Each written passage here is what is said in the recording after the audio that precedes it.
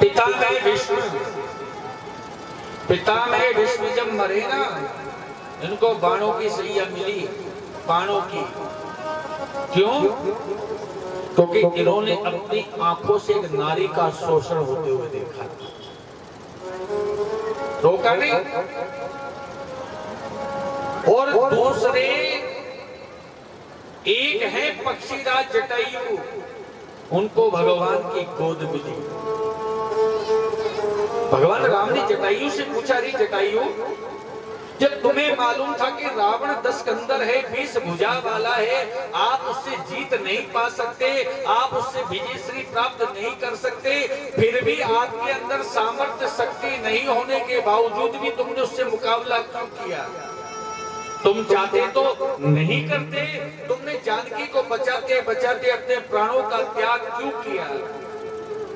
तो जटायु ने एक ही बात कही कि राम, अगर मैं मेरी बेटी जानकी को नहीं बचाता, मेरी पुत्र वधु को, तो आने वाली पीढ़ी मुझे कायर कहती, कायर। कम से कम मेरे अंदर सामर्थ्य नहीं था, शक्ति नहीं थी, मगर माता जानकी को बचाने में मैंने अपने प्राणों का त्याग कर दिया। अरे किसी जत्र, किसी स्त्री की आबरू बचा ले, वो भी एक धर्म की ही रक्षा है। लेकिन आज भरी सभा में कोई व्यक्ति खड़ा नहीं हुआ। दुर्योधन कहने लगा, अरे दुशासन, तू क्या बातों में इसकी सुन रहा है? इसकी साड़ी खोल और साड़ी को निवस्त्र कर दे। दुशासन ने साड़ी पकड़ी, माता द्रौपदी ने दोनों हाथों से पकड़ लिया। लेकिन नारी की शक्ति कहां तक काम करेगी, कहां तक अपनी आबरू, अपनी पल्लू को रोक पाएगी? अंतसो गत्वा द्रौपदी माता के मन में एक बात आई, अरे मैं धृतराष्ट्र पिता, मैं विष्णु, द्रोणाचार्य, कृपाचार्य, अतिरथि वीर, कर्ण, 5 पांडवों से कह रही हूं मुझे बचाने की, ये तो खुद ही मरे मराए बैठे, मुझे क्या बचाए? ये तो यही हार्ड मांस के बने हुए पुतले हैं, ये अपनी रक्षा खुद नहीं कर सकते तो मेरी रक्षा क्या करेगा? अरे मेरी रक्षा करने वाला तो वो गिरधर, वो द्वारिका वासी ही मेरी रक्षा करेगा।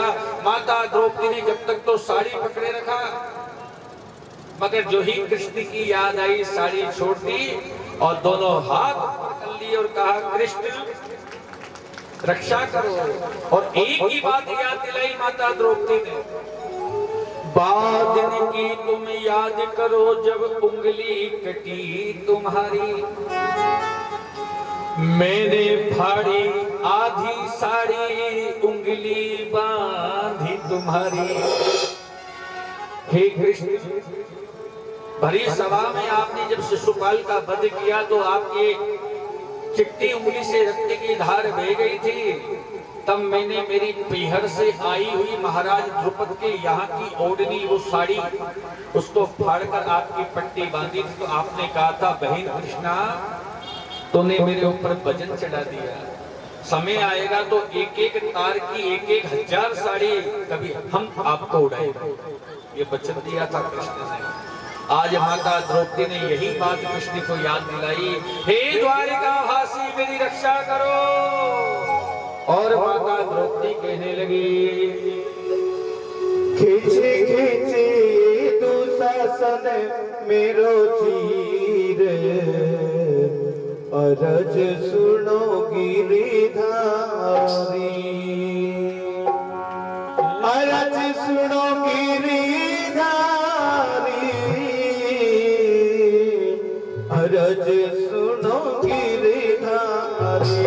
खींचे खींचे दुशासन मेरो चीर, अरज सुनो गिरिधारी। खींचे खींचे दुशासन मेरो चीर, अरज सुनो गिरिधारी, अरज सुनो गिरिधारी, अरज सुनो गिरिधारी, अरज सुनो गिरिधारी। खींचे खींचे दुशासन मेरो चीर, अरज सुनो गिरिधारी। खींचे खींचे दुशासन मेरो चीर, अर्ज सुन गिरधारी।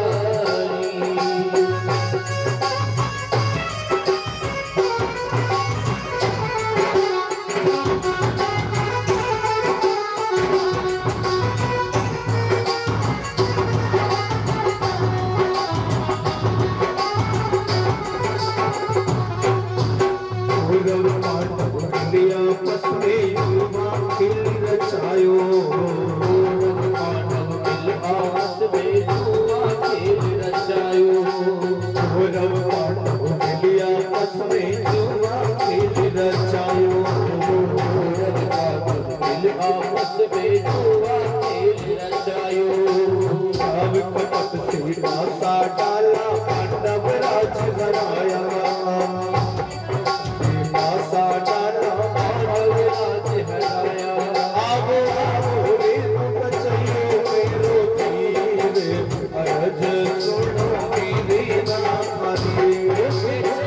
तेरे दूसरा मारो तीर, अर्ज सुनो मेरे नारी।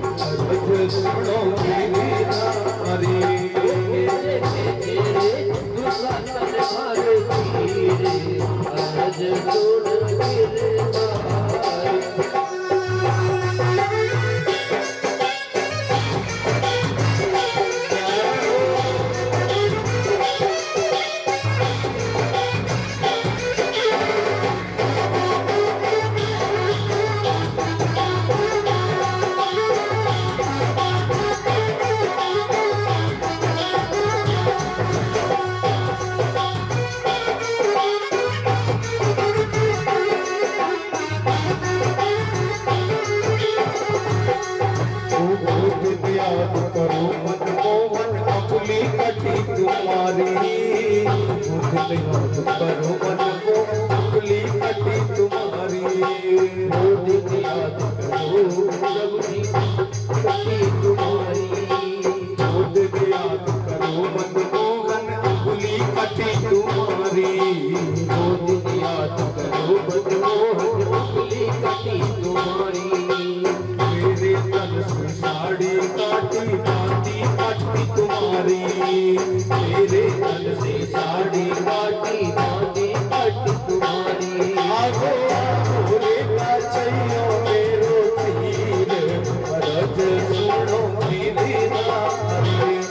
आओ रे बचइयो मेरो तीर, अर्ज सुनो मेरे नारी।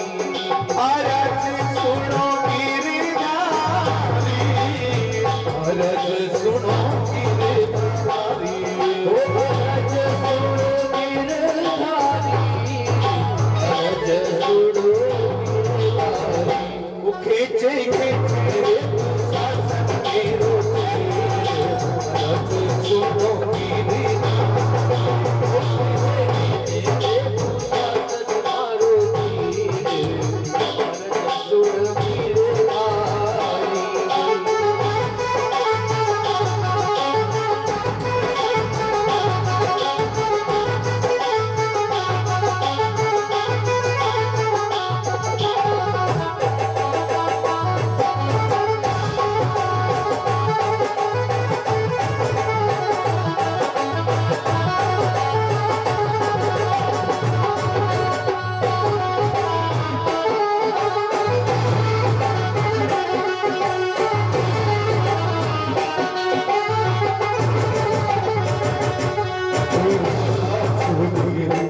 छोटी छोटी करुण सवारी।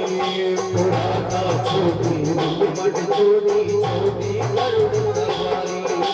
राधा छोटी मट छोटी छोटी करुण सवारी। राधा छोटी मट छोटी छोटी करुण सवारी। सबके पैरों से आयो बनायो, सबके पैरों से गिरधारी गिरचिर बढ़ायो के पैर ये आए गिरचिर बढ़ायो आगो आगो रे सावरियो आगो रे सावरियो मेरो वीर मरते सुनो गिरी मारे होए छे पारसी अरज सुनो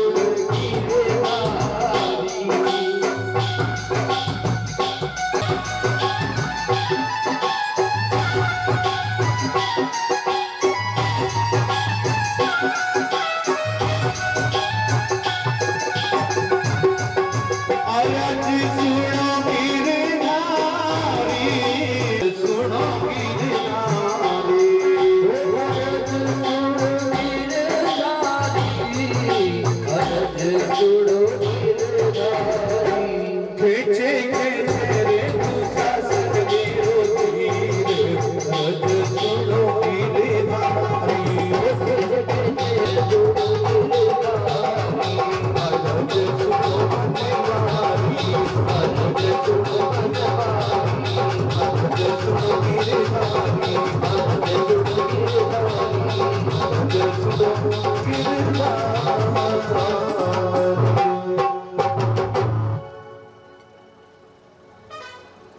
भरी सभा में देव दया करके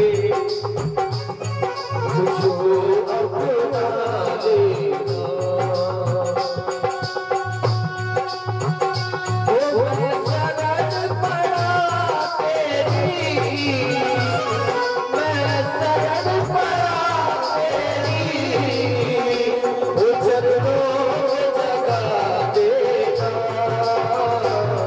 गुरुदेव दया करके मुझको अपना लेना ओ गुरुदेव दया करके मुझको अपना लेना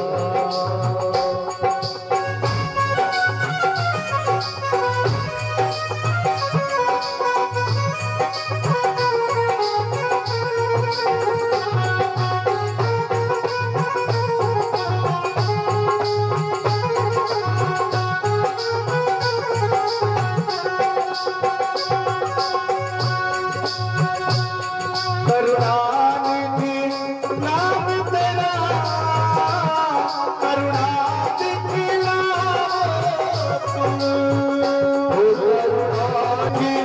नाम तेरा करुणानिधि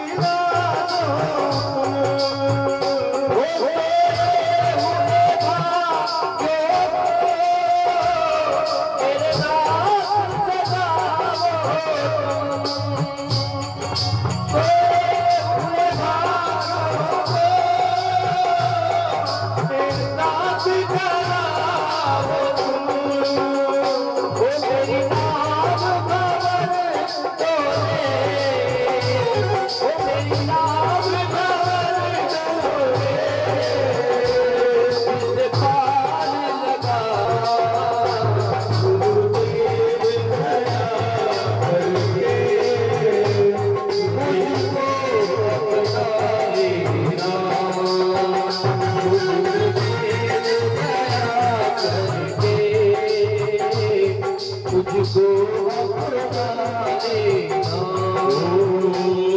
मुझको अपना देना मुझको अपना देना मुझको अपना देना मुझको अपना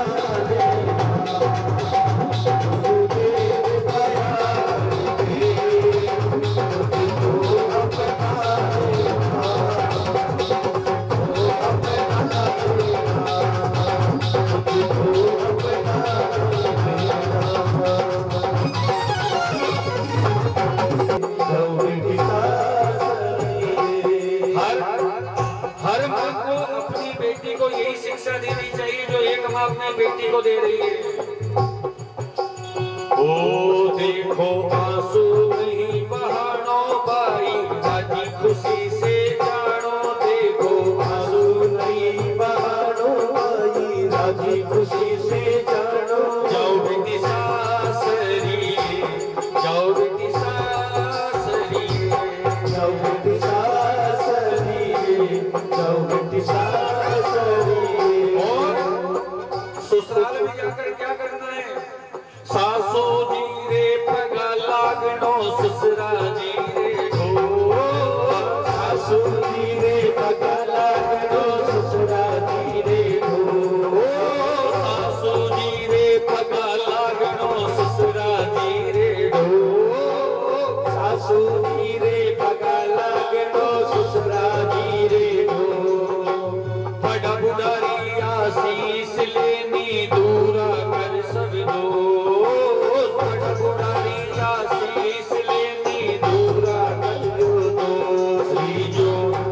रीजो कर सोलह श्रृंगार अब तू बड़ी सुहागण नार। रीजो कर सोलह श्रृंगार अब तू बड़ी सुहागण नार। जाओ बेटी सासरी, जाओ बेटी सासरी, जाओ बेटी सासरी, जाओ बेटी सासरी।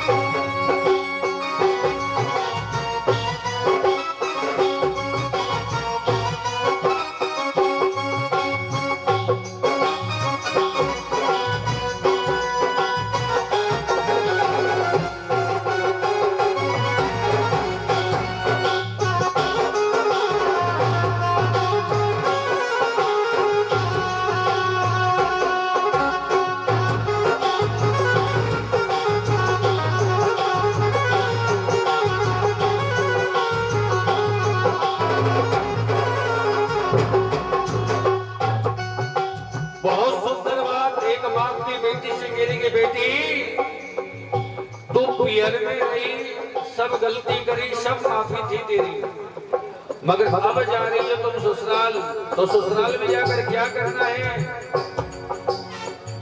अपनी जो सासू है ना उसके रोज पैर लगना, ससुर जी को ढोक लगाना, जितने भी घर में बड़े बूढ़े दादी सास मामी सास बुआ सास फूफा सास जो भी रहे सबका आशीर्वाद लेना, क्योंकि बड़े बूढ़ों के आशीर्वाद से आयु विद्या यश और बल की प्राप्ति होती है, इसलिए चूकना मत, ठीक है।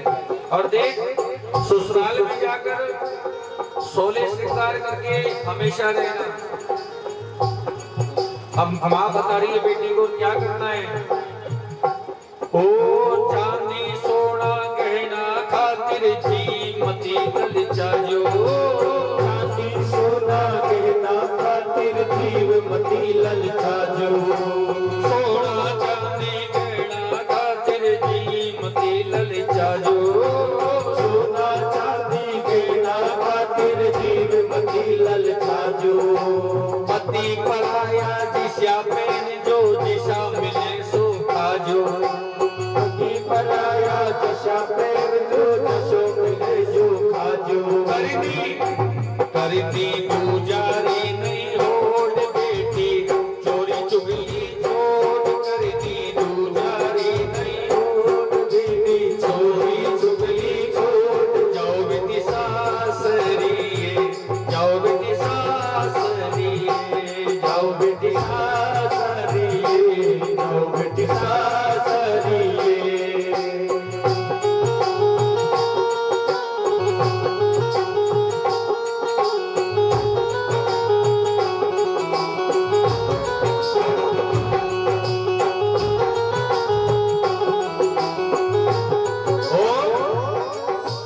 घर आंगन और चौका बर्तन सदा सफाई रखजो।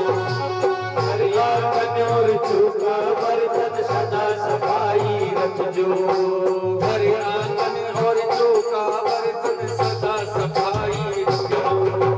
घर आंगन और चौका बर्तन सदा सफाई रखजो। पति जिमाए पाछे जीम जो दासी बन कर दीजो। पति जमाए पाछे जीव जो दासी बन कर लीजो। दीजो बेगी उठ कर जो स्नान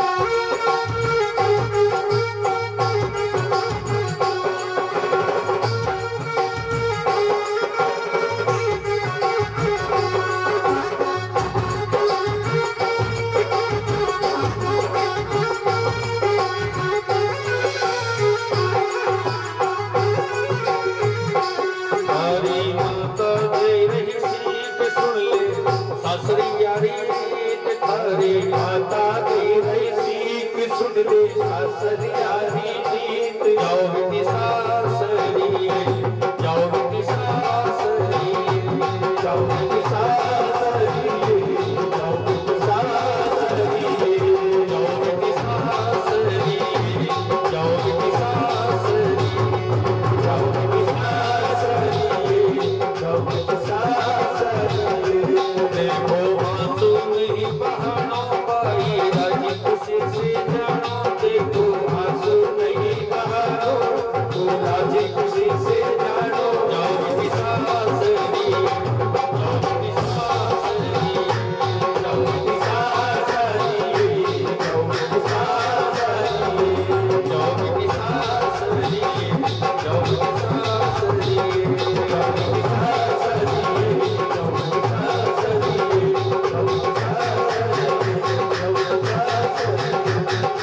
सासरी। बोली बांके बिहारी लाल की जय हो। अपनी तीनों बेटियों को माता शत्रुपा ने बहुत सुंदर शिक्षा दी। आकृति, देवभूति, प्रसूति, यही शिक्षा हर माँ को अपनी बेटियों को देनी चाहिए। अगर पता है आज के समाज में और आज के परिवार में कैसी शिक्षा है, मात्र 3 शब्द देखिए। पहला शब्द है, दूसरा ले और तीसरा गए। क्या बना मिलकर? ये क्या हो रहा है? आज के समाज में, आज के परिवारों में केवल 3 शब्द की शिक्षा रह गई, अलग। और देखो ना, घर वाले भी पूरा सामान देते हैं, बाजार से लाके केवल सब्जी लानी है बस। बाकी आजकल तो चूल्हा, सिलेंडर, चकला, बेलन, पलंग, जो मिलता है सब। अभी 3 महीने पहले हमारे गौशाला में झलावाड़ 2 कन्या रहा करती थी, पूजा और मीनाक्षी। जब 5-7 साल की थी तो उनके पिताजी एक्सीडेंट में खत्म हो चुके थे। तो मनोहर थाना में एक महात्मा गांधी को विद्यालय है, अनाथ विद्यालय, वहां वो रही। वहां से गौशाला आ गई थी 4-5 साल पहले। तो गौशाला में गौशाला परिवार ने और गौशाला के भक्तों ने उनका जीवन यापन की व्यवस्था की। और अभी 3 महीने पहले ही गौशाला में बहुत भव्य विवाह हुआ। एक लड़की तो यहाँ पास ही है, आपके नीमच के पास, और एक भानपुरा के आगे है। तो दोनों का यही पास ही ससुराल है। तो दोनों कन्याओं का जब विवाह हुआ तो देखो, एक कन्या को 118 सामान, एक कन्या को 118, दूसरे को 118 सामान। जब पहली बार मुझे पता लगा कि विवाह में 118 सामान भी दिए जाते हैं, जिसके अंदर गद्दे, तकिए, चद्दर, प्रेस, मिक्सी, टीवी, फ्रिज, तब पता लगा कि पूरी एक गृहस्थी बसाने के लिए 118 सामान की जरूरत होती है। उन बच्चों का जब विवाह किया तो कम से कम एक कन्या के विवाह में गौ सेवक परिवार की तरफ से और गौशाला परिवार की तरफ से 2.5 लाख रुपए की FD कराकर भी दी। केवल गौशाला ने विवाह ही नहीं किया। एक तो होता है कि विवाह किया, चलो भेज दिया कन्या को, नहीं, विवाह करने के बाद 118 सामान, एक कन्या को, दूसरी को भी 118, 2.5 लाख रुपए की FD उनको करा के दी। तो जब विवाह करते तो माता पिता हर सामान अपनी कन्या के लिए लाकर पूरा बसाकर पूरी गृहस्थी देता है। तो पत्नी भी जब पहली बार घर में आती तो पति देव से कहती है, स्वामी जी सुनो जी, आजकल तो सोना, टोना, बाबू, यानी क्या चलता है जी। हाँ, तो उस समय पत्नी अपने पति से कहती कि स्वामी, मैंने आपके लिए मेरी माँ छोड़ी, मेरे पापा को छोड़ा, मेरी बहन, भाई, भौजाई सबको छोड़कर आई, आप बताओ सबसे पहले किसको छोड़ोगे? हाँ, आप बताइए किसको छोड़ना प्रारंभ करेंगे? तो भाई साहब, आजकल तो विषय इस बात का हो गया कि घर घर के अंदर व्यवस्थित कार्य नहीं मिल पाएगा। आजकल आवश्यकताएं तो कम है, जो चीज है ना उसमें हमारा जीवन यापन हो सकता है, मगर मानव की इच्छा अधिक हो गई। आवश्यकताएं पूरी हो सकती है मगर इच्छाएं कभी पूरी नहीं हो सकती। इच्छाएं कभी पूरी नहीं होती। आवश्यकता तो आप एक 10 बाई 12 के कमरे में भी अपना पूरा जीवन यापन कर सकते हो, और हमारे माता पिता ने और माता पिता के माता पिताओं ने एक टूटे कमरे में अपना पूरा जीवन यापन कर लिया। उसी में रसोई थी, उसी में 5 आदमी सोया करते थे, पूरे एक कमरे में, एक झोपड़ी में पूरा परिवार पल जाया करता था। आज 15 कमरे के मकान में भी एक परिवार सुख से रह नहीं पाता है।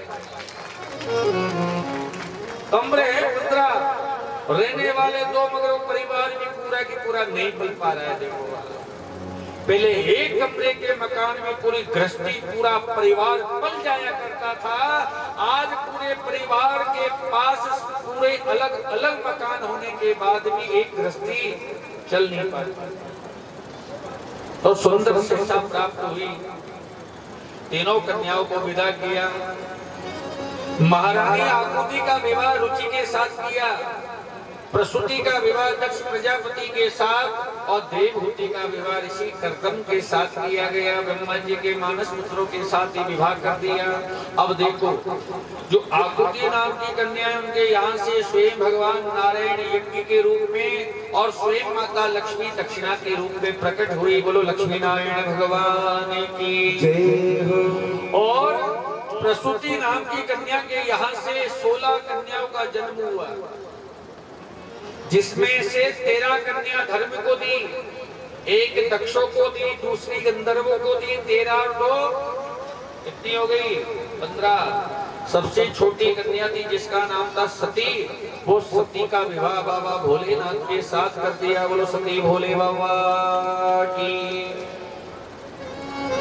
सुंदर विवाह होने के बाद कहते कि महारानी देवहूति के यहाँ से 9 कन्या साक्षात नवदा भक्ति और स्वयं कपिल देव भगवान ने अवतार लिया।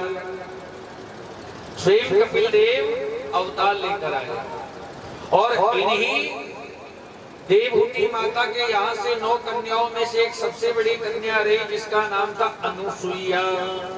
अनुसुईया का विवाह ऋषि अत्रि के साथ किया गया।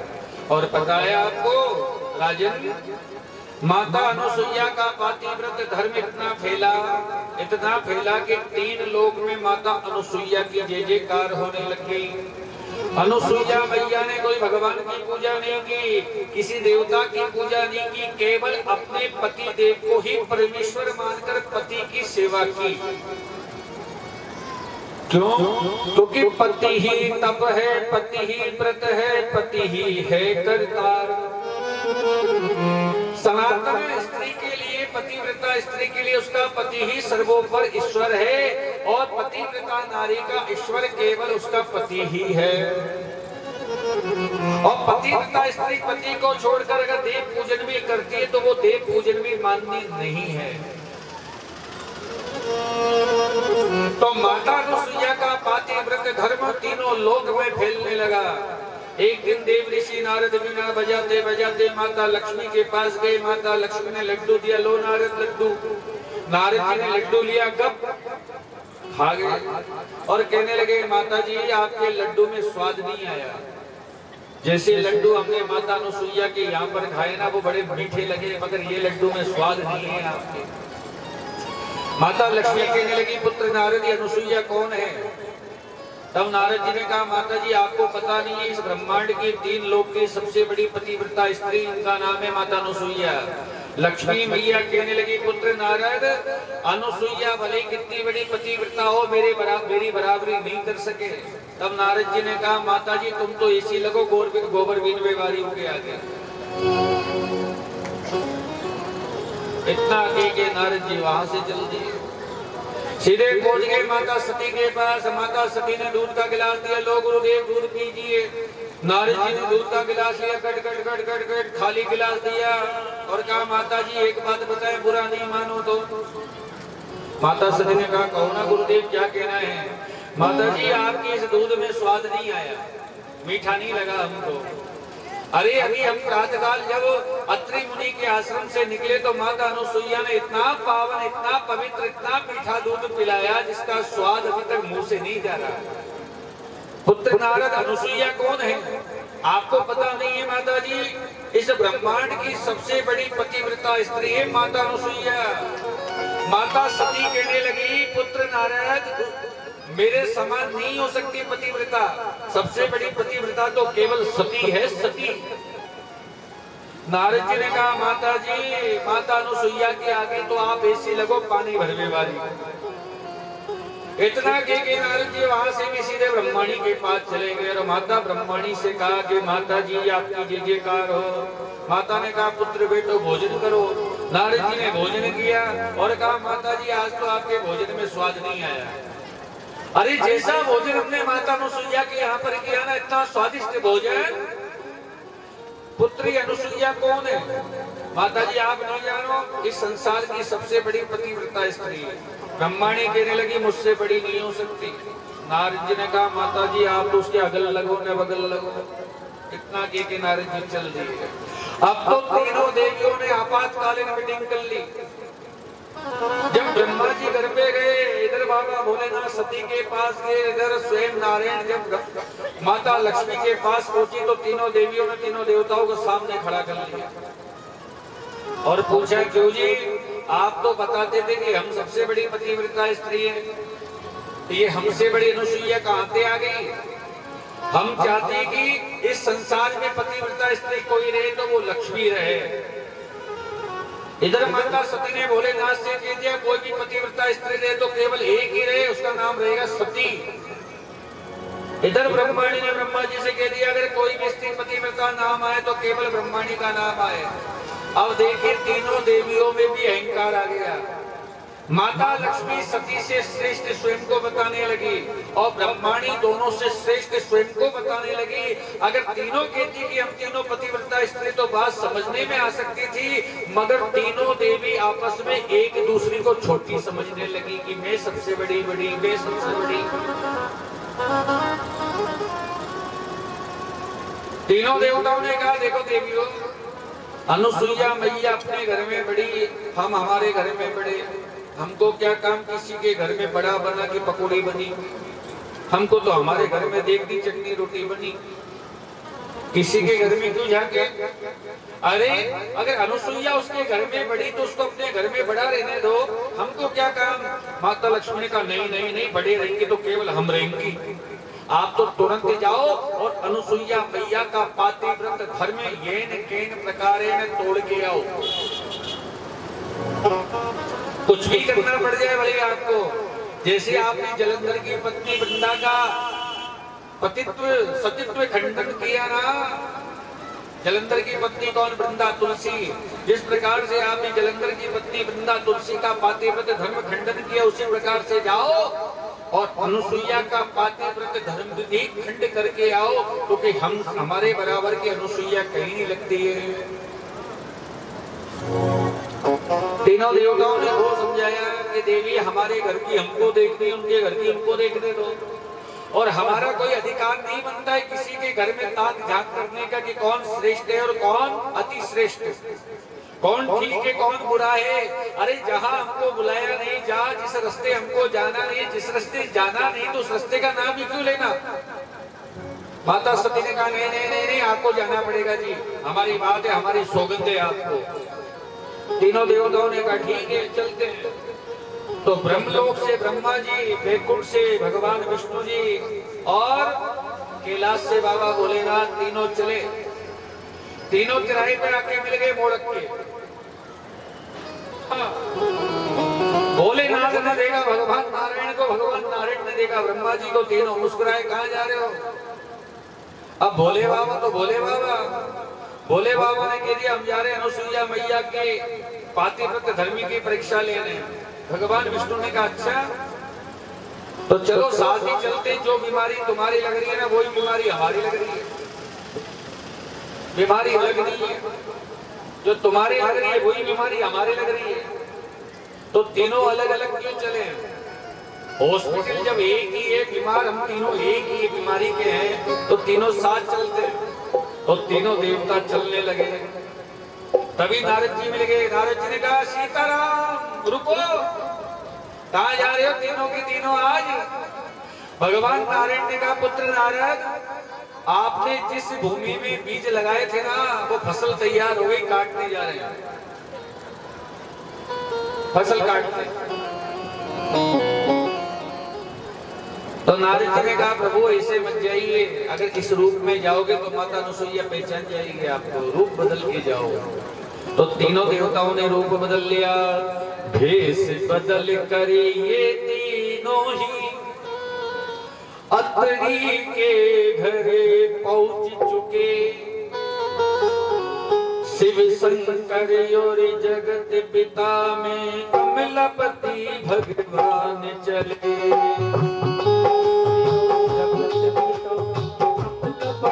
भगवान चले लेने परीक्षा अनुसुईया की।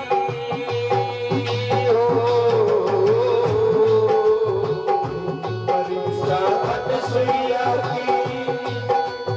तीन देव मन खान चले। शिव शंकर और जगत पिता में कमलपति भगवान चले। शिव शंकर और जगत पिता कमलपति भगवान चले।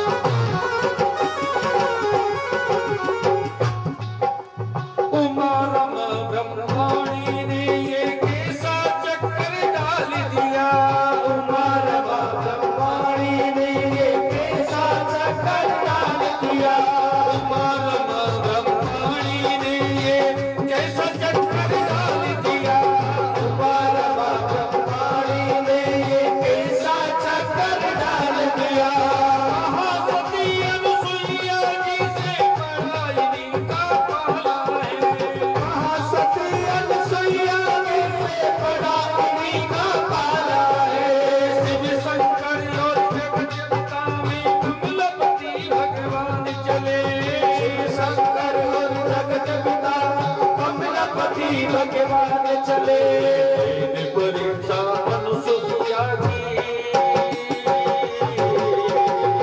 परीक्षा अनुसुईया की। तीन देव मन खान चले। शिव शंकर और जगत पिता कमलपति भगवान चले। शिव शंकर और जगत पिता कमलपति भगवान चले।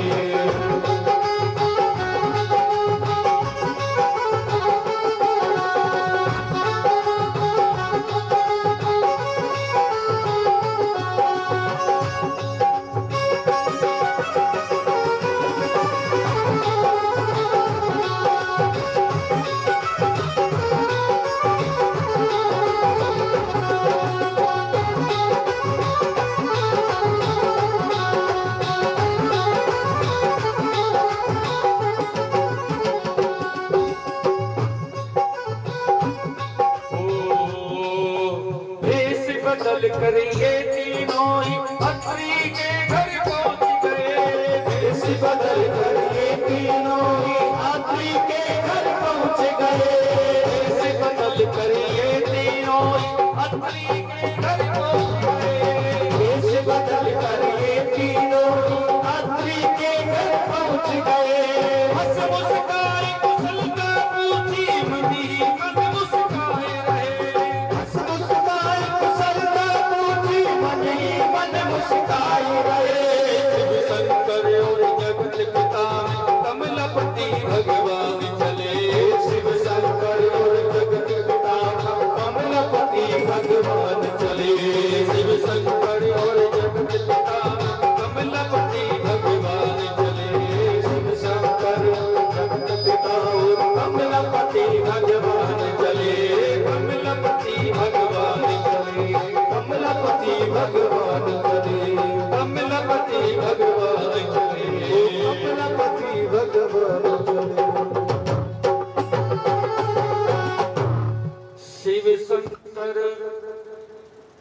और जगत पिता ब्रह्मा जी और कमलापति भगवान चले।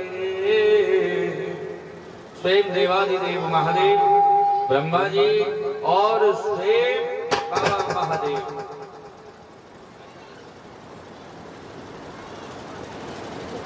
भेष बदल दिया तीनों ने। माता अनुसुईया के द्वार पर पहुंचर का वेक्षा देहि यस्वे माते दूरितं गम्यतां मया आश्रितं देवत्वनं महा।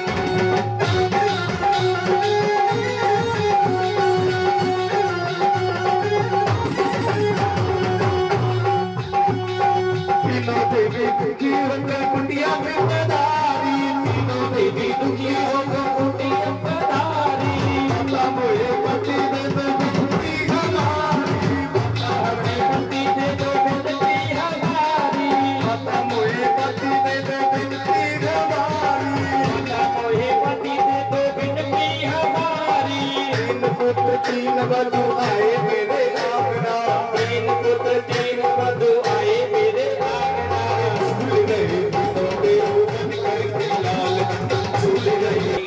जो कार्य नहीं करने के थे वो देवता और देवियों से विशेष रूप से करवाए। एक बार क्या हुआ, दक्ष प्रजापति ने एक संगोष्ठी का आयोजन किया जिसमें सभी दानव, सभी देवती, सभी गंधर्वों को बुलवाए, सबको निमंत्रण पत्र भेजे, सब आए। समय तो था 6 बजे का आने का शाम को, तो सभी देवता, सभी यक्ष, गंधर्व, किन्नर सभी 6 बजे आकर उपस्थित हो गए, मगर दक्ष प्रजापति 7 बजे तक नहीं आया, 7:30 बजे तक नहीं आया, 8 बजे जाकर पहुंचा। अभिमान था इसके अंदर कि मैं विलंब से पहुंचूंगा, सब मेरी प्रतीक्षा करेंगे, जब तक मैं नहीं जाऊंगा तब तक सब बैठे रहेंगे, और जब मैं लेट जाऊंगा ना विलंब से तो सब खड़े होकर मेरा स्वागत करेंगे कि आगे मुख्यमंत्री जी सब मुझे माला पहनाएंगे। ये लालसा ही मानव की दुख देती है।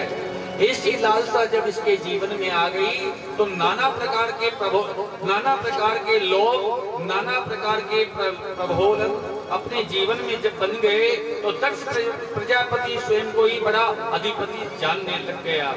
उस संगोष्ठी में सबको बुलाया, मगर स्वयं 8 बजे तक नहीं पहुंचा। जब विलंब से पहुंचा तो सभी देवताओं ने, सभी गंधर्वों ने, सभी यक्षों ने सम्मान किया खड़े होकर।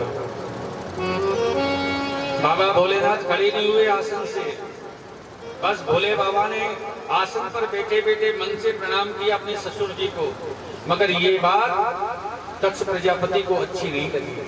दक्ष प्रजापति ने बाबा भोलेनाथ को अपने आसन पे बैठा जानकर क्रोध आ गया और कहने लगा, अरे देखो रे देखो देवताओं, ये मेरा जमाता, ये अघोरी शमशान में रहने वाला, इसका संग ठीक नहीं है, जिसका वस्त्र भी ठीक नहीं है, जिसका रंग भी ठीक नहीं है, जिसके पूजने वाले, रखने वाले, रहने वाले वो भी उचित नहीं है।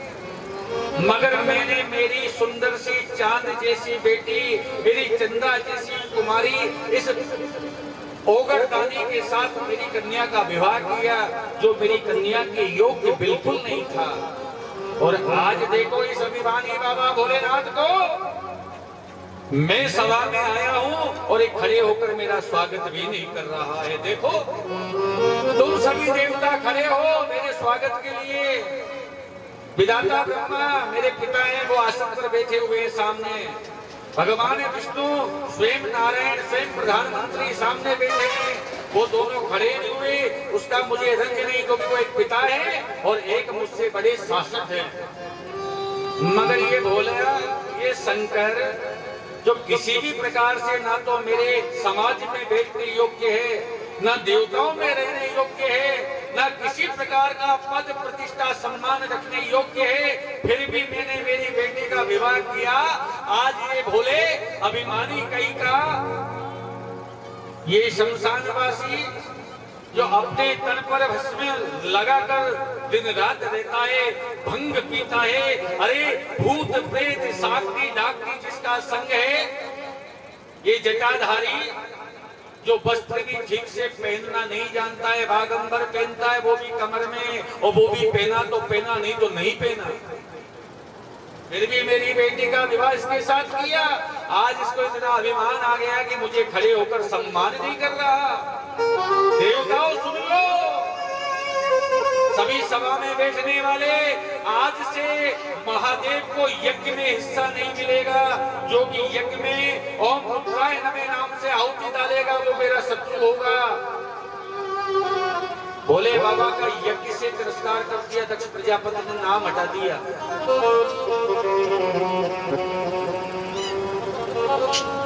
बाबा की, भोले की जो पूजा करेगा वो पाखंडी कहलाएगा, अघोरी कहलाएगा, तांत्रिक कहलाएगा, शमशानवासी कहलाएगा। और जो भोले का पूजन करेगा, जो भोले का सम्मान करेगा, जो भोले के साथ रहने वाला, वो भी पाखंडी कहलाएगा।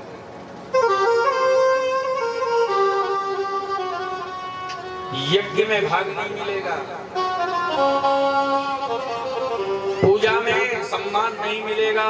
ये मेरा आदेश है, ये दक्ष प्रजापति ने सबको बोल दिया। तब से बाबा भोलेनाथ का यज्ञ में आहुति बंद हो गई। ये तो बाद में प्रारंभ हुई। आदेश निकाल दिया और बोल दिया कि जो भी देवी देवता मेरे शत्रु, मेरे वेरी महादेव को बुलाएगा किसी भी कार्य में, किसी भी सम्मान में, तो वो भी बाबा भोलेनाथ की जात में गिना जाएगा, वो हमारे देवताओं की जात में सम्मिलित नहीं होगा। शिव को भजने वाला, शिव को रखने वाला, शिव का साथ देने वाला, शिव की पूजा करने वाला, शिव की उपासना करने वाला वो शिव कहलाएगा। उसका वैष्णवों से कोई हेतु नहीं होगा। वो हमारे आरण में, कारण में, शादी में, विवाह में, गृह प्रवेश में, मुंडन में, किसी में भी उनको निमंत्रण नहीं दिया जाएगा। उनको जात भारे कर दिया। इसको बाबा भोलेनाथ देव समाज अलग कर दिया, गंधर्व समाज अलग कर दिया, और इसको रुद्र समाज के नाम से अलग एक भिन्न संप्रदाय बांट दिया। और वही रुद्र संप्रदाय आगे चलकर नाथ अघोरी संप्रदाय में तब्दील हो गई।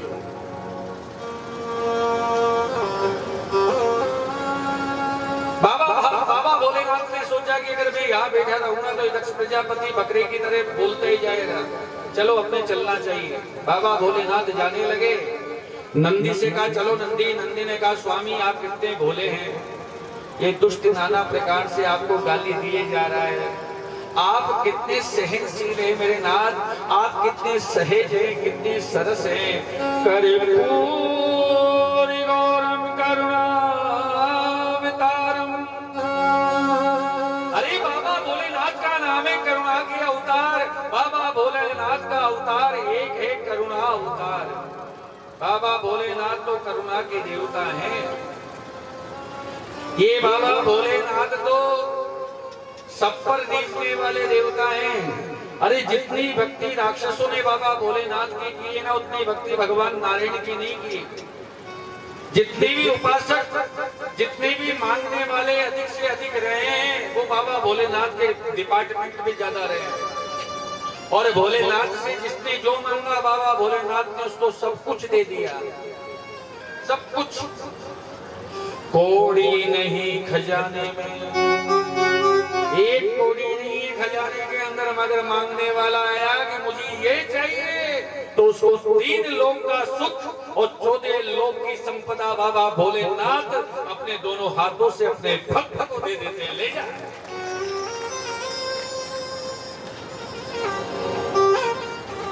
बाबा नंदी कहने लगे महादेव आप कितने सरस हैं, कितने सहज हैं, कितने भोलेनाथ हैं। ये दुष्ट दक्ष प्रजापति बक बक बक बक किए जा रहा है। आपने प्रति उत्तर में एक भी शब्द नहीं कहा। बाबा महादेव ने कहा भैया जब दक्ष प्रजापति हमको कुछ दे रहा था ना, हमने लिया नहीं, हमने लेना छोड़ दिया आजकल। जब उसने हमको दिया हमने लिया नहीं, तो उसका सामान उसके पास। मगर आज की भ्रांति पता है क्या हो गई, कोई जबरदस्ती कुछ देता है ना, हम जबरदस्ती लेते ला। इसलिए आज घर घर के अंदर, हर परिवार के अंदर, हर समाज के अंदर, स्त्री स्त्री के अंदर और पुरुष पुरुष के अंदर वही चीज है कि वो दे रहा था और हमने ले ली। जिस दिन हम अकारण लेना बंद कर देंगे ना, तो उसने हमको कुछ गाली दी और हमने नहीं ली, तो एक दिन वो गाली देने वाले का मुंह फट जाएगा। वो कब तक देगा, आप लेना बंद कर दीजिए, वो देता रहेगा देता रहेगा। 1 दिन देगा, 2 दिन देगा, 10 महीने देगा। एक दिन देते देते उसका मुंह थक जाएगा। वो ये पूछेगा यार भैया मैं तुझे इतनी गाली दे रहा हूँ, तूने ली क्यों नहीं? अपन बोल दो भैया हमने लेना बंद कर दिया आजकल। लड़ाई क्यों हुई? अरे साहब मुझे गाली दे रहा था। ओहो उसने गाली दी, तूने ले ली, और तूने गाली लेकर उसको दे दी। लो अरे देना वाले का कार्य देने का उसने दे दिया, तो आप पागल क्यों बन रहे हो उसको जबरदस्ती लेकर? जब आप लोगे नहीं तो जिसका सामान जिसने दिया वो उसके पास। बाबा बाबा महादेव कहने लगे अरे दक्ष प्रजापति ने जो कुछ दिया ना हमने लिया ही नहीं। उसका सामान उसके पास। मगर नंदी को अच्छा नहीं लगा। नंदी ने कह दिया, अरे दक्ष प्रजापति, जिस मुख से तू महादेव की निंदा कर रहा है ना, जिस मुख से महादेव की बुराई कर रहा है, चुगली कर रहा है, उसी मुंह के अंदर तेरे आग लग जाएगी। और जहाँ मैं तुझे श्राप देता हूँ तो बड़ा अहंकार भाव से मैं बकरे की तरह मैं कर रहा है। क्या तुझे श्राप देता हूँ कि तेरा मुंह भी बकरे का हो जाएगा। भूखा ऋषि से बोल दिए, तुम्हारी दांत महादेव के दूतों के द्वारा टूटेंगे। भृगु ऋषि से बोल दिया, तुमने भी महादेव के पक्ष में विपक्ष में तुम भी बहुत भोले हो, जाओ मैं तुम्हें श्राप देता हूँ, तुम्हारी भी महादेव के दूतों के द्वारा तुम्हारी दाढ़ी और मूंछ में आग लग जाएगी। बाबा महादेव ने नंदी से कहा, चलो अपना काम नहीं है। नंदी को लेकर वापस आ गए।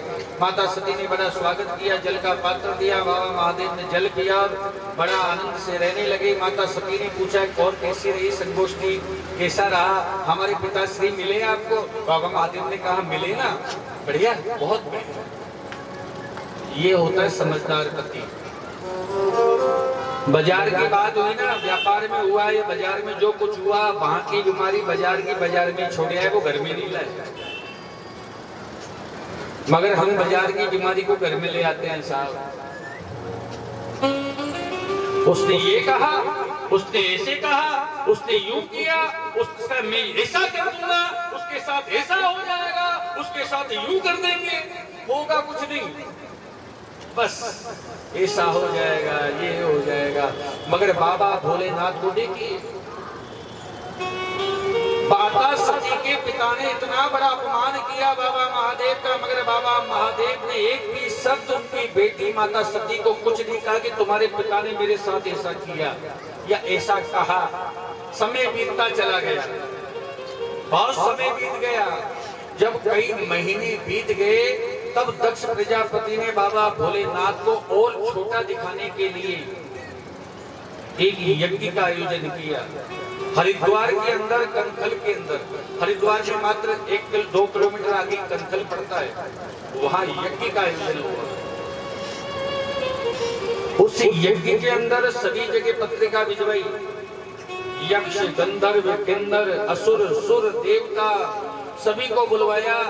मगर दक्ष प्रजापति ने मानो कि सबको ये बताना चाहो कि भैया, जो मैंने बाबा महादेव का तिरस्कार किया ना, समाज से तिरस्कार किया, सबसे पहले मैं देवताओं के समाज में, मनुष्य के समाज में, गंधर्वों के समाज में उस महादेव को मैं स्वयं भी नहीं बुला रहा हूँ। जब मैंने नहीं बुलाया तो तुम भी कोई नहीं बुलाएगा। तो सबको पत्रिका दी, वो पत्रिका बाबा महादेव के यहाँ पर नहीं भेजी भाई। आकाश से देवता जाने लगे दुकानों में। माता सती ने पूछा, कहाँ जा रहे हो? तो देवता कहने लगे, सती आपको पता नहीं है क्या, आपके पिता ने यज्ञ किया है कंखल के अंदर बड़ा विशाल, हम तो वहां जा रहे हैं। हमको लगता है सती आपको नहीं बुलाया। चुगलखोर पहले नहीं थे, चुगलखोर पहले भी थे, आज भी और आगे भी रहेंगे। ये देवता भी चुगलखोर थे। इन देवताओं को पता है कि सती को निमंत्रण नहीं दिया महादेव को, तो ऊपर से निकल रहे। सती बिलोकी व्योम विमाना, जाते चले सुंदर विधिना। माता सती ने आकाश में जल विमानों को देखा। सती बिलोकी व्योम विमाना, जात चले सुंदर विधिनाना। नाना प्रकार के देवी और देवता विमानों में बैठ कर आकाश मार्ग से कैलाश पर्वत के ऊपर होके जा रहे हैं। और सती से कह रहे, आप नहीं आओगी क्या?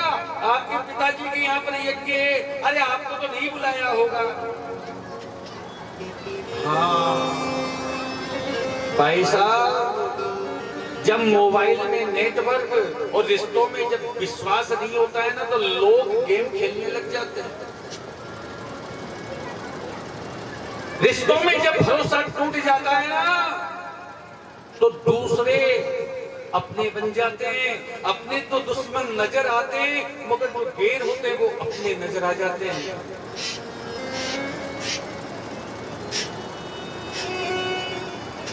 बाबा महादेव के ऊपर से देवता मानो कि यही बताना चाहते हो सती को कि सती हमको तो तेरे बाप ने बुलाया मगर तुझे नहीं बुलाया। तो खास बेटी है ना उसकी। माता सती बाबा भोलेनाथ के पास गई और कहा स्वामी पिताजी के यज्ञ हो रहा है। पिता यज्ञ उत्सव परम जो प्रभु यशु होए तो मैं जाऊं कृपा तने सादर देखन सो। स्वामी मेरे पिताजी के ना जाने कौन से पुण्य प्रभाव से, ना जाने पूर्वजों के आशीर्वाद से, देवताओं की कृपा से मेरे पिता के यहाँ अब चौथी अवस्था में एक सुंदर यज्ञ का आयोजन हो रहा है। उसमें मेरी 15 बहन भी आई है। सभी देवता यक्ष गंधर्व किन्नर सभी गए हैं। अगर मैं नहीं जाऊंगी तो सबको अच्छा नहीं लगेगा। अगर आप कहो तो आप और मैं दोनों चले, आपकी आज्ञा हो जाए तो। बाबा भोलेनाथ ने कहा देवी तेरे पिताजी ने जब बुलाया ही नहीं तो जाने का क्या मामला है। भाई जब तुम्हारे पिता ने हमको बुलाया नहीं तो बिना बुलाए तो किसी के यहाँ सकत जावे वो उचित नहीं है। माता सती कहने लगी नाथ मैंने सुना है कि पिता के यहाँ, गुरु के यहाँ, भगवान के मंदिर में, भगवान की कथा में मित्र के यहाँ बिना बुलाए चले जाना चाहिए। कोई बुलाए तो भी और नहीं बुलाए तो भी। पिता के यहाँ पर भी बिना बुलाए आप कभी भी जा सकते हो, कभी भी आ सकते हैं, बेटी भी और बेटा भी।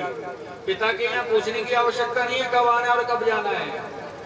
पिता के यहाँ, मित्र के यहाँ जो बचपन का लंगोटिया याद रहा है, बचपन से सुख दुख साथ देखे हैं, उसके यहाँ कभी भी आए और कभी भी जाए। मित्र का घर ही उसका अपना घर होता है। मित्र के यहाँ, पिता के यहाँ और गुरु के यहाँ। गुरु द्वारा भी सच्चा द्वारा होता है। घर वाले जब निकाल दे तो उस व्यक्ति के पास एक ही द्वार शेष बचता है, वो बचता है गुरु का द्वार। चौथा द्वार भगवान का द्वार। भगवान के मंदिर में आप कभी भी 24 घंटे में कभी भी आ सकते हैं और कभी भी जा सकते हैं, मगर भगवान के दर्शन उनके टाइम से खुलेंगे। आप 2 बजे जाकर कहो पर्दा हटाओ महाराज दर्शन करेंगे हम, ऐसा नहीं होगा।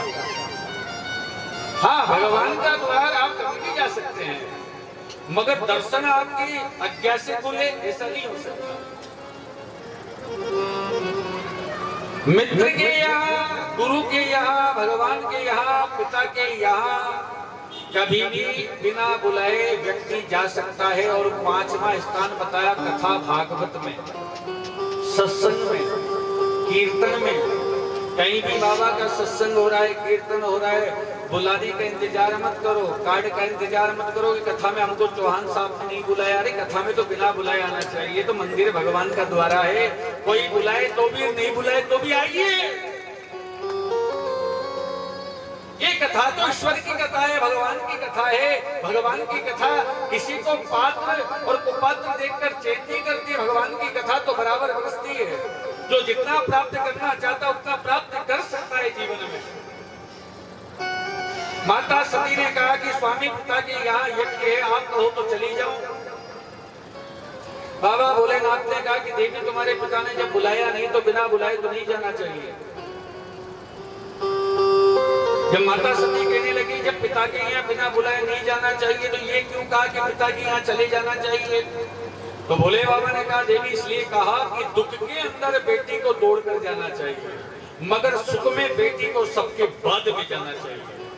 जब तक सुख में माता पिता बेटी को याद नहीं करे तब तक बेटी को बिना बुलाए नहीं जाना चाहिए। और माता पिता पर जब दुख आ जावे तो बेटी को दौड़कर जाना चाहिए।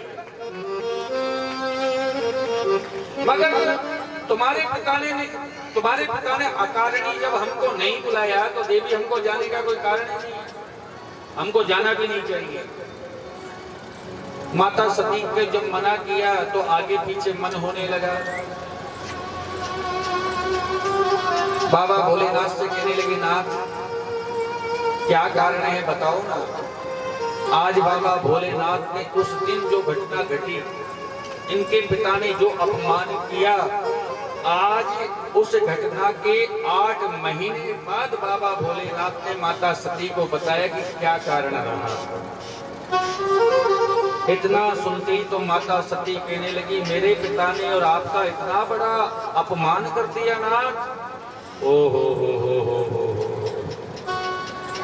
देखिए, इधर तो पिता ने तो महादेव का अपमान किया और माता सती ने भी महादेव की आज्ञा का अपमान किया।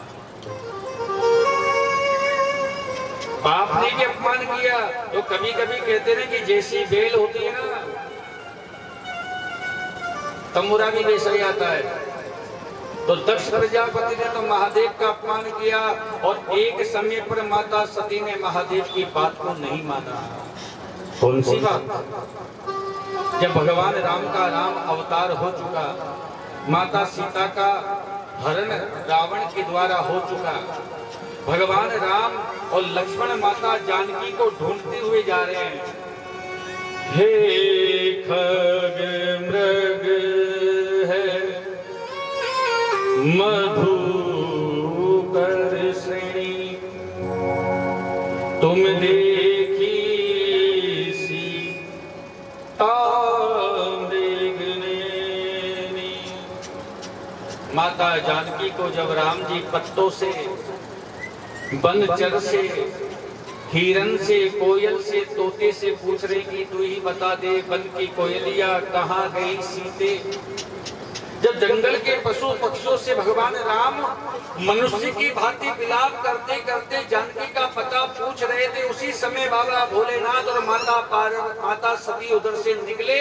बाबा भोलेनाथ ने तो भगवान की लीला को देखकर प्रणाम किया, रोते हुए भगवान को। मगर माता सती ने पूछा, आपने किसको प्रणाम किया? राम जी ने कहा, हमारे इष्ट को। मेरे इष्ट हैं राम जी। माता सती ने कहा, ये जो अपनी पत्नी के लिए संसार के मनुष्य की तरह रोए जा रहा है, अगर ये परमात्मा होता तो कम से कम रोता तो नहीं। इसको पता है कि हम लीला कर रहे हैं, मगर ये तो मनुष्य की भांति तो विलाप कर रहे हैं, जोर जोर से रोए जा रहे हैं। ये भगवान हो ही नहीं सकते।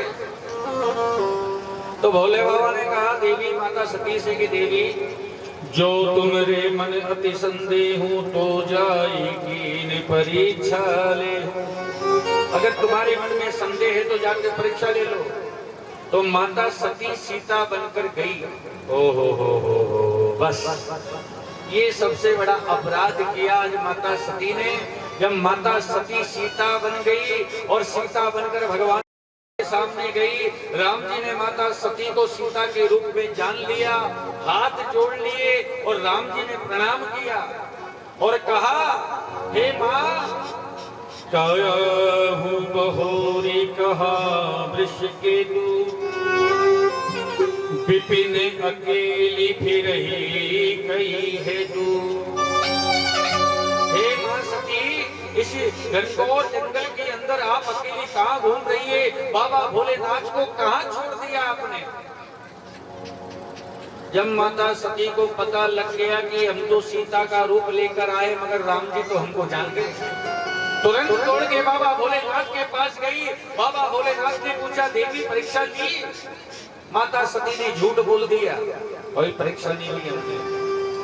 भोले बाबा ने ध्यान करके देखा, ध्यान में आ गया कि आज तो सती सीता बनकर चली गई मेरे राम के सामने।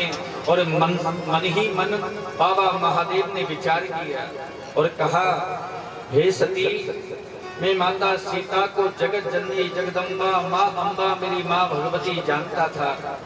मैं माँ के रूप में माँ जानकी को, माँ सीता को सदा सर्वदा देखा करता था। मगर सती, आपने अपने इस शरीर से मेरी माँ का रूप लेकर, मेरी जगदम्बा का रूप लेकर आपने ठीक नहीं किया।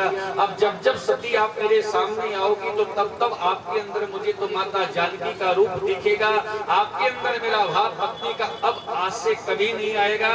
तो सती, आज से मेरे मन से मैं आपका त्याग करता हूँ।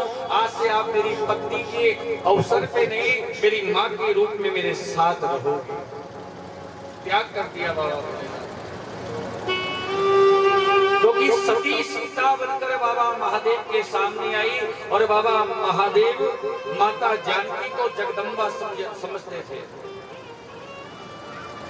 और मां के रूप में सदा सर्वदा बाबा महादेव ने माता पार्वती का, माता सीता का पूजन किया। आज मन से त्याग कर दिया तो माता सती कह रही है, नाथ मेरे पिता ने तो वहां आपका अपमान किया और मैंने एक समय अपमान कर दिया। जब मैं आपकी पत्नी हूं नहीं तो मुझे दक्ष कन्या समझकर ही मुझे जाने दीजिए। इस शरीर से तो मैं कुछ पुण्य कर नहीं पाई, हो सकता है कि अभी यज्ञ में जाकर कुछ अच्छा कार्य इस शरीर से हो जाए, तो मुझे जाने दीजिए। माता सती बाबा भोलेनाथ को प्रणाम करती है और वहां से दक्ष प्रजापति के यज्ञ की ओर निकल जाती है। बाबा भोलेनाथ नंदीश्वर से कहते कि नंदी जा, तेरी माँ को जल्दी से यज्ञ में लेकर जाओ। नंदी आते हैं और माता पार्वती को हरिद्वार कनखल में जाकर छोड़ के चले जाते हैं। माता सती अपने पिता दक्ष प्रजापति की यज्ञशाला में जो ही प्रवेश करती है, चारों ओर मनोरम दृश्य बना हुआ है। सुंदर लता बलिता पताका, चारों ओर कमल गुलाब के पुष्प की गुलछने लग रही है। यज्ञशाला सुंदर बनी हुई है। वैदिक ब्राह्मण तपोनिष्ठ, यज्ञोनिष्ठ, धर्मोनिष्ठ, यक्ष, गंधर्व, किन्नर, देवता, देविया, समस्त बहनें पूरे यज्ञ के अंदर पिता के यहाँ सब आनंद ही आनंद छाया हुआ है। चारों ओर सब आए, मगर माता सती जब यज्ञशाला में जाकर देखती है कि बाबा भोलेनाथ का स्थान कहीं भी नहीं है। सब देवताओं का आसन लगा हुआ है, सबकी कुर्सी लगी हुई, नाम लिखा हुआ है, मगर बाबा भोलेनाथ का स्थान कहीं नजर नहीं आया। अंदर गई, 15 बहनें माता सती को मिली, हंसी, केवल बात भी नहीं की। मां ने गले से लगा लिया। आज सती बड़ी क्रोधित है, अपने पिता से जाकर कहने लगी, हरि पिता दक्ष, जिस महादेव का आपने अपमान किया है ना, उनका नाम है शिव और शिव का अर्थ होता है कल्याणकारी। अरे जिस यज्ञ को तुम कर रहे हो ना, इस यज्ञ का कारण कल्याण हो ही नहीं सकता, क्योंकि कल्याण का रूप आपने शिव का आह्वान किया ही नहीं, और जिस यज्ञ में शिव नहीं वहां कल्याण कैसे हो सकता है। आपने मेरे पति के साथ भेद किया, मेरे पति को नाना प्रकार के शब्दों का प्रयोग किया। प्रजापति दक्ष, आपने क्या कहा कि आपने मेरा विवाह उनके साथ कराया तो आप उनके ससुर बन गए। अरे आपने मेरा विवाह उनके साथ करा कि आपका जीवन और आपका कुल धन्य हो गया पिताजी। मैं महादेव की पत्नी बनकर मेरा जीवन धन्य हो गया। मैं तो हर जन्म में केवल महादेव को ही मेरा पति मानती हूँ। इतना कहते ही माता सती के शरीर से अग्नि निकलने लगी और माता सती का पंच भौतिक शरीर वहीं जलकर भस्म हो गया। और एक दिव्य ज्योति जो सीधे कैलाश की ओर गई, जो बाबा महादेव में जाकर विलीन हो गई। कई संत कई कथावाचक कथाओं में कहते कि माता सती कुंड में कूद गई। नहीं साहब, कूदी नहीं। माता सती तो स्वयं भगवती परम ऊर्जा मां शक्ति थी। उस शक्ति ने तो अपनी जो ऊर्जा का आह्वान किया, पंच भौतिक शरीर जलकर भस्म हो गया, शरीर से अग्नि निकलने लग गई और दिव्य ज्योति के रूप में वो सीधे बाबा महादेव के यहाँ कैलाश पहुंच गई। पूरी यज्ञशाला में हड़कंप मच गया। रक्षा करो, रक्षा करो, माता सती का देह त्याग हो गया। चारों ओर हड़बड़ मचने लग गई।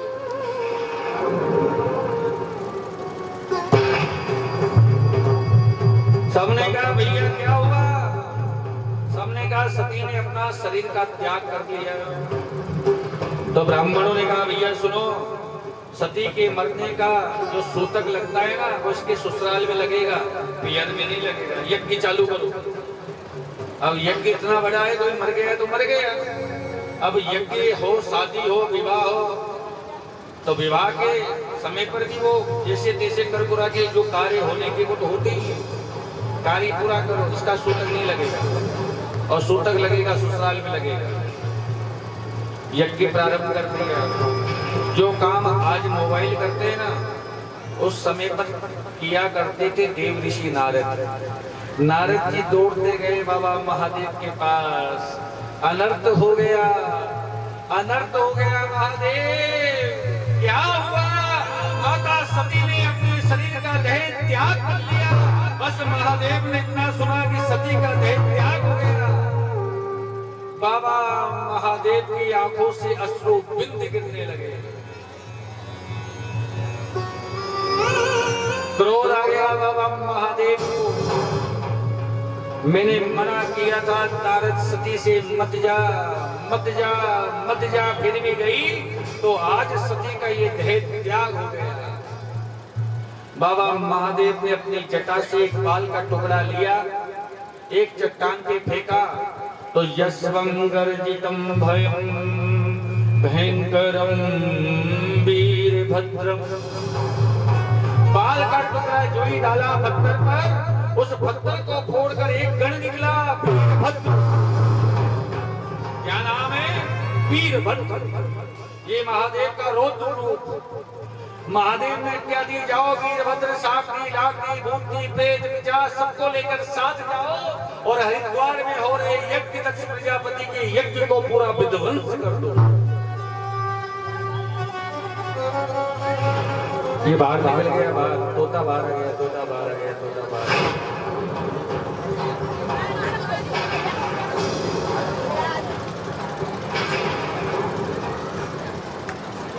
बोले सुखदेव जी महाराज की हो।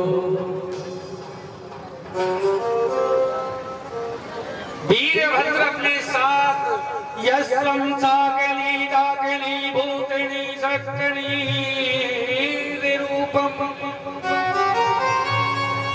वीरभद्र ने बाबा महादेव की समस्त मायाओं को लेकर चल दिया।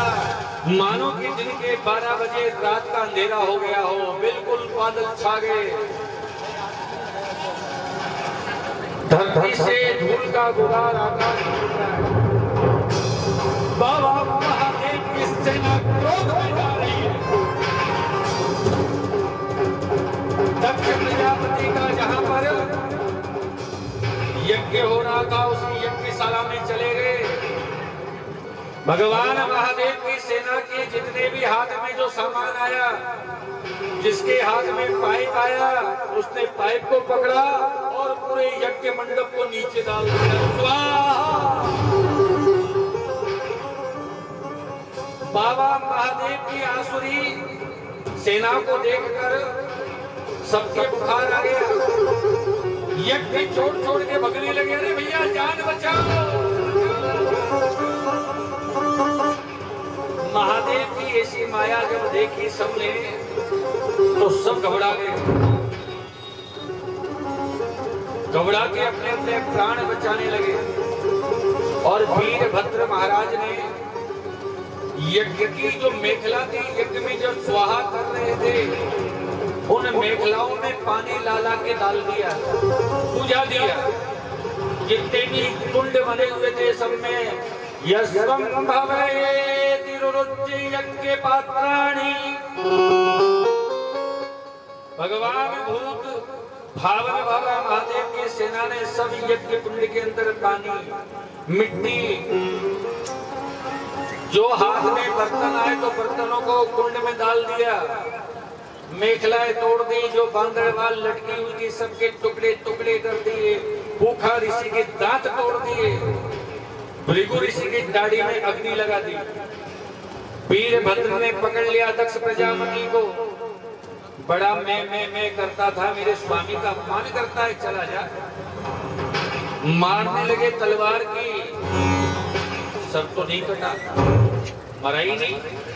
आकाशवाणी हुई, ऐसे नहीं मरेगा, इसके सर को उखाड़ लिया जाए। वीरभद्र ने पैरों पे पैर रखे, दक्ष प्रजापति की गर्दन पकड़ी, जोर से खींची, गर्दन आ गई और जो ही सिर आया, एक एक कुंड जो धड़क रहा था उसी कुंड के अंदर स्वाहा। दक्ष का मस्तक कुंड में डालकर पूरी आसुरी माया को लेकर वीरभद्र वहां से वापस आ गए। सभी देवता बाबा महादेव के पास पहुंच गए क्षमा मांगने। प्रभु अपराध हो गया, अपना क्रोध शांत कीजिए, शांत कीजिए, शांत कीजिए। और सभी जयकार करके बाबा महादेव से कहने लगे। और क्या कहने लगे? भोला कहा जाए या शंकर कहा जाए, बोल डमरू वाले तुझे क्या कहा जाए। भोला कहा जाए, शंकर कहा जाए, बोल डमरू वाले तुझे क्या कहा जाए। भोला कहा जाए या शंकर कहा जाए, बोल डमरू वाले तुझे क्या कहा जाए। भोला कहा जाए या शंकर कहा जाए, बोल डमरू वाले तुझे क्या कहा जाए। बोल डमरू वाले तुझे क्या कहा जाए। बोल डमरू वाले तुझे क्या कहा जाए। भोला कहा जाए या शंकर कहा जाए, बोल डमरू वाले तुझे क्या कहा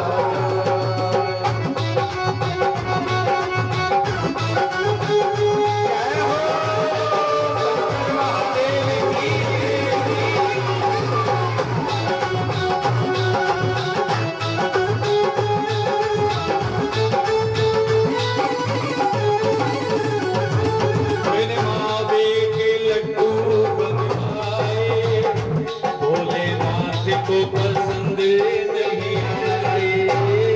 मेरे बाबे के लड्डू बनवाए, मेरी बात को पसंद नहीं आए। मेरे मावे के लड्डू बनवाए, भोलेनाथ को पसंद नहीं आए। मेरे बाबे के लड्डू बनवाए, भोलेनाथ को पसंद नहीं आए। इनको भांग का गोला, इनको भांग का गोला पसंद आए। भोला कहा जाए या शंकर कहा जाए, बोल डमरू वाले तुझे क्या कहा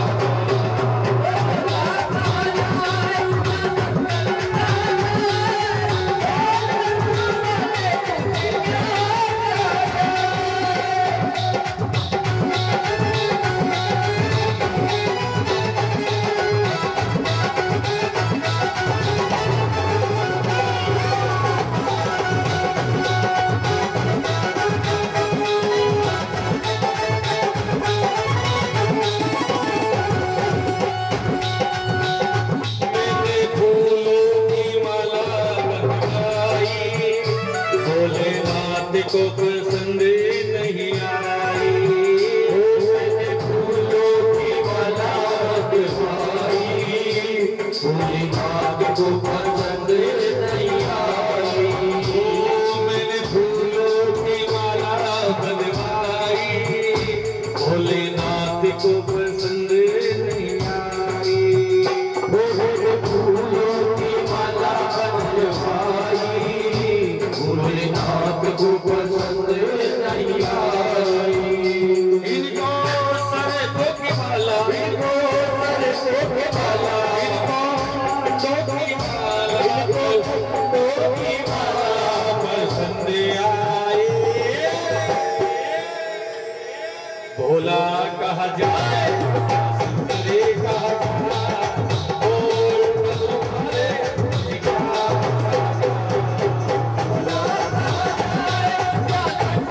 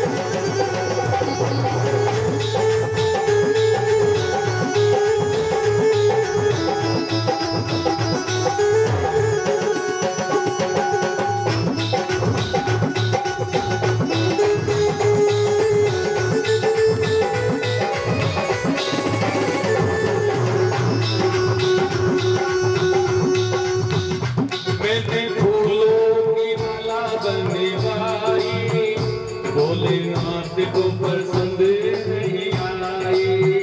फूलों की माला बनवाई, भोलेनाथ को पसंद नहीं आई।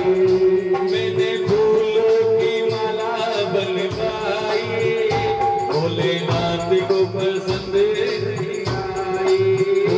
मैंने फूलों की माला बनवाई, भोले बाबा को पसंद नहीं आई।